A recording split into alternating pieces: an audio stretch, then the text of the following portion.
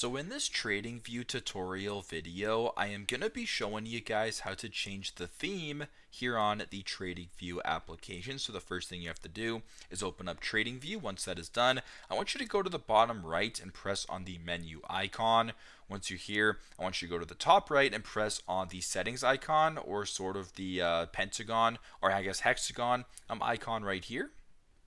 So once you're on settings, if you want to change the theme, go to where it says theme right here, press on theme. Now by default for me it actually is on system theme, but if you want to change the theme to light theme, you can press on light theme, which we currently have, or you can switch on dark theme right here, press confirm, and now the theme of your TradingView application is dark theme. So super simple, super straightforward. That is how to edit or change the theme of your account here on TradingView.